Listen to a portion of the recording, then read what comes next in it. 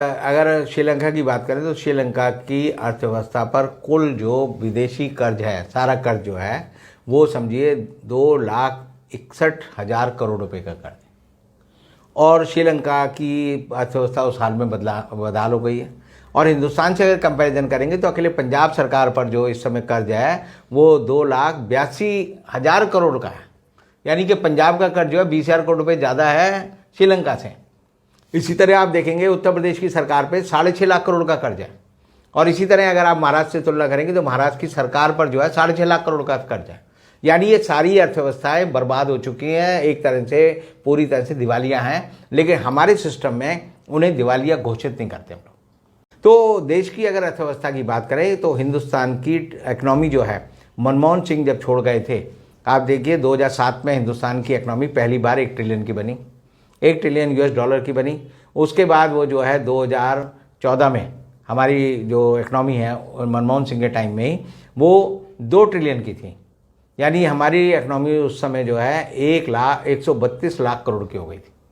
अब 132 लाख करोड़ की इकनॉमी थी हमारी। और उसके बाद हम देखते हैं कि मोदी जब सरकार आई तो उसने जो है 132 लाख की इकनॉमी को 144 लाख की हो गई। और जब हो गई तो अचानक मोदी जी उस समय जो है नोटबंदी ले आए। और नोटबंदी लाकर उन्होंने जो है देश की अर्थव्यवस्था को जो नुकसान पहुंचाया है उससे आज तक हम उबर नहीं सके। उसके बाद वो GST ले आए। GST ने देश के उद्योग धंधों को, व्यापार को तबाह कर दिया। आज तक लोगों को नहीं समझ आया GST का फ़ायदा क्या है, GST है क्या, GST की कैलकुलेशन कैसे होगी। उसमें आप देखिए तकरीबन अब तक जो है 2,000 से ज़्यादा संशोधन आ चुके हैं 5 साल में। और इतने संशोधन आ गए कि बड़े से बड़ा CA भी जो है रोता रहता है अपनी जो है दिमाग पकड़ के, सर पकड़ के कि मैं इसको करूं क्या। तो GST ने देश को बर्बाद किया। अब आज के समय में निर्मला सीतारमण ने अभी 2 दिन पहले ही संसद को बताया कि 31 दिसंबर 2021 तक भारत पर कुल कर्ज जो है 128 लाख करोड़ का हो गया है। 128 लाख करोड़ का हो गया। हाँ। और हमारी अर्थव्यवस्था कितने की है? आज के समय में हमारी अर्थव्यवस्था जो है 142 लाख करोड़ की है। तो आपको लगेगा कि अभी तो 14 लाख करोड़ हम कर्ज और ले सकते हैं, लेकिन उससे आगे बढ़ेंगे तो आपको पता चलेगा कि विदेशी जो हम निर्यात करते हैं, आयात करते हैं, तो उसका जो बैलेंस है, जो उसका घाटा है, व्यापार घाटा, विदेशी व्यापार घाटा, वो आज के दिन 15 लाख करोड़ का है। अब आप 128 लाख में 15 लाख करोड़ जोड़ लें तो हमारा टोटल जो है देनदारी 143 लाख करोड़ की है और हमारी अर्थव्यवस्था 142 लाख करोड़ की है।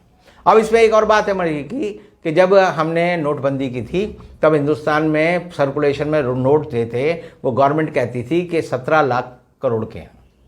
अब मैंने जो RTI लगाई तो उसके बाद जो मुझे आंकड़े मिले, आज के समय में रिजर्व बैंक के अनुसार जो मुद्रा सर्कुलेशन होती है और मुद्रा जो छपती है उस विभाग के अनुसार हिंदुस्तान में नोट जो है, जो चलन में है, जो बाजार में है, वो 42 लाख करोड़ के। यानी 42 लाख करोड़ के नोट जो है सरकार सर्कुलेशन में लाई हुई है। और इस तरह 42 लाख करोड़ के नोटों की वजह से सरकार का जो बजट घाटा है वो, अगर आप इसमें 25 लाख करोड़ जो बढ़े हैं अगर वो भी जोड़ लेंगे तो टोटल बजट घाटा जो है 78 लाख करोड़ हो जाता है।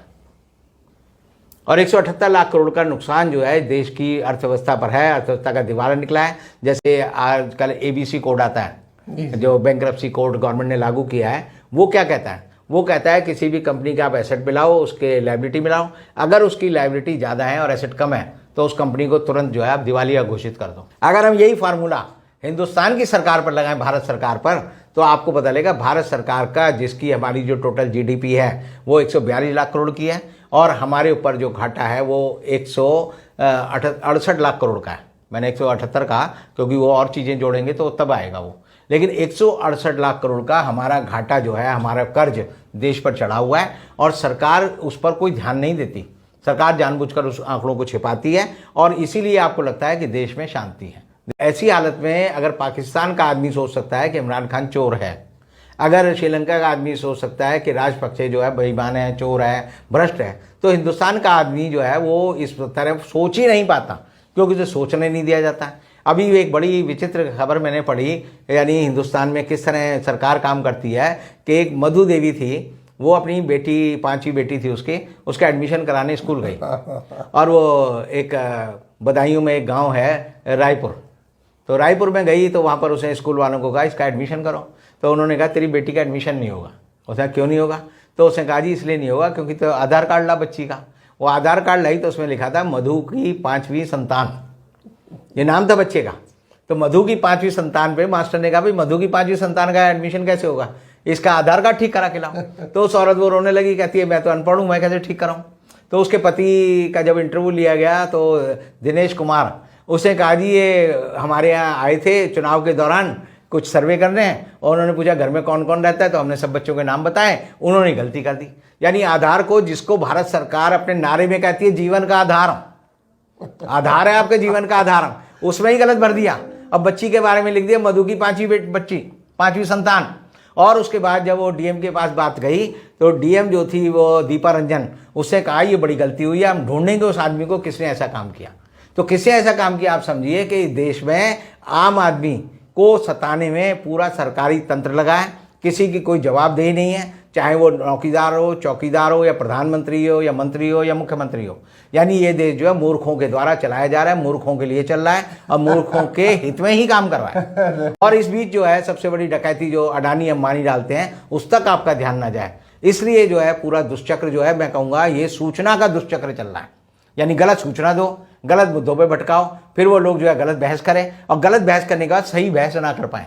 यानी आदमी ये नहीं सोचता मेरे को रोटी क्यों नहीं मिली, मेरी जो थाली में चावल क्यों कम हो रहा है। आदमी ये सोचता है जी यूक्रेन में क्या हो रहा है, पाकिस्तान में क्या हो रहा है, श्रीलंका में क्या हो रहा है। ये नहीं सोचता कि तुम्हारी दिल्ली में क्या हो रहा है, तुम्हारे रायसीना पहाड़ी पे क्या हो रहा है, तुम्हारी संसद में क्या हो रहा है, क्योंकि उनकी कोई खबर नहीं आती। पहले आप देखते थे दूरदर्शन चैनल था तो उसमें एक आधे घंटे खबर आती थी कि संसद में आज ये हुआ, अखबार में फ्रंट पेज पे आती थी। आपने कभी खबर नहीं पढ़ी होगी कि कोई बहस संसद में हुई और उसकी रिपोर्टिंग किसी अखबार ने, किसी मैगजीन ने, किसी चैनल ने छापी हो।